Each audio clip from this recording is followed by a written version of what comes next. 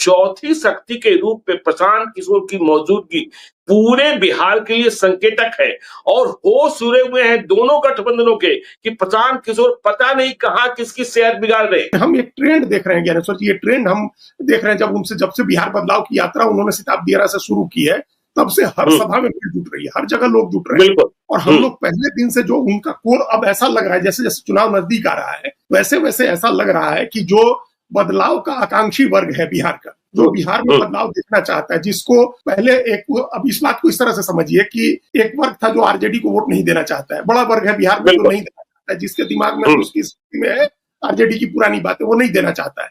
लेकिन उसको नीतीश कुमार से को लेकर के वो दुविधा की स्थिति में था कि देख ही नहीं, जब से नीतीश कुमार की सेहत बिगड़ी है तब से उसकी दूरी नीतीश कुमार से भी दूर होने लगी है, बढ़ने लगी है। उनका वोट भी लगातार कम हो रहा है, उनकी लोकप्रियता लगातार कम होती जा रही है। अकेले जब लड़े थे 14 में तो उनको 16% वोट आया था। आज कोई भी सर्वे उनको 10% से ज्यादा की पार्टी नहीं मान रहा है, जेडीयू।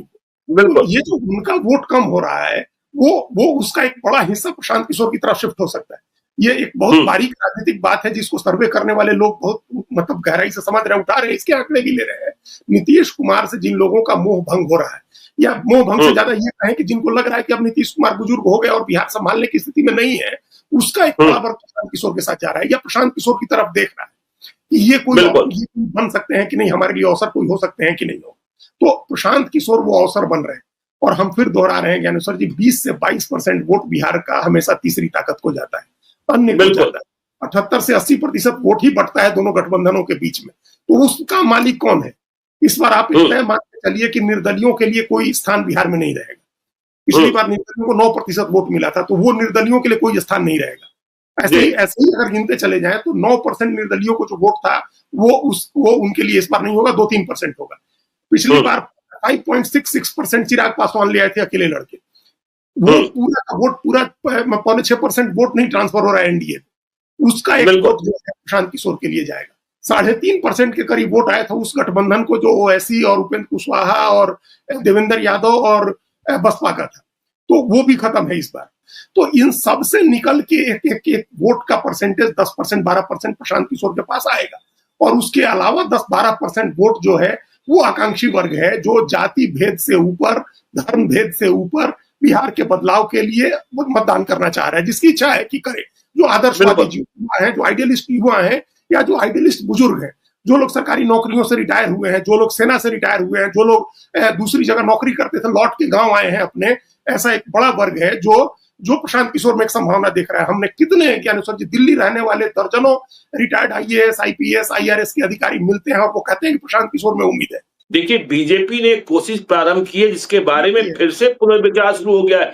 एक भारत श्रेष्ठ भारत। तैयारी किस बात की है कि चुनाव कब होना है? चुनाव होना है दशहरा से छठ के बीच में, कि 50 लाख वैसे अप्रवासी बिहारी जो दूसरे प्रदेशों में रह रहे हैं, उन्हें बिहार लाया जाए और वोट कराया जाए। लेकिन जब बिहार के बीजेपी के नेता उन 150 जिलों में पहुंचे तो बिहारियों ने प्रशांत किशोर की बात उनके बीच छेड़ दी।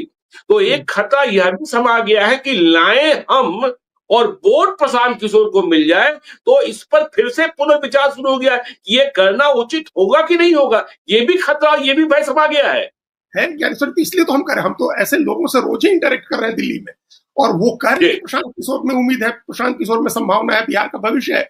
तो अगर मान लीजिए वो अपने भी साधन से गए, अगर छठ में, दिवाली छठ में अपने गांव गए, या बीजेपी के साधन से गए, तो वहां जाकर के तो प्रशांत किशोर का माहौल बनाएंगे। तो हमने कहा 10-12% तो वो पॉलिटिकल वोट है, फ्लोटिंग वोट, जो पिछली बार चला गया था चिराग पासवान को या उपेंद्र कुशवाहा ओवैसी के गठबंधन को या निर्दलीय को, उसका एक बड़ा वोट जाएगा प्रशांत किशोर को। और ये जो आकांक्षी वर्ग है, नौजवान वर्ग है, या जो आदर्शवादी वर्ग है, जिसको हम लोग मानते हैं, जिसने जीवन भर ईमानदारी से नौकरी किया है, टैक्स भरा है, मेहनत किया है और अब रिटायर होकर के है, उसको प्रशांत किशोर में संभावना दिख रही है। अगर वो प्रशांत किशोर के साथ आता है तब तो, और प्रशांत किशोर अच्छे कैंडिडेट चुन लेते हैं, तब तो एक निश्चित रूप से बिहार का चुनाव त्रिकोणात्मक बना देंगे।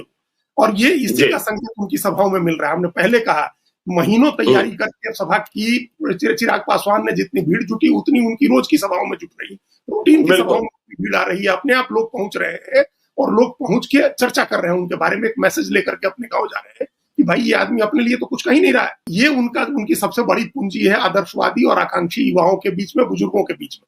तो ये वो उनकी सभाओं में और महिलाएं जिस तरह से उनकी सभाओं में आ रही हैं, नौजवान आ रहे हैं और जो एक मैसेज लेकर के गांव-गांव जा रहे हैं, ये दोनों गठबंधनों के लिए बहुत चिंता की बात है, बहुत सोचने की बात है और उन्होंने अपनी ताकत दिखा दी है हर जगह। बिहार का चुनाव दिलचस्प होने जा रहा है और बिहार के चुनाव में तीसरी शक्ति भी अब मजबूत होती जा रही है और एनडीए के भीतर खटपट है और इंडिया ब्लॉक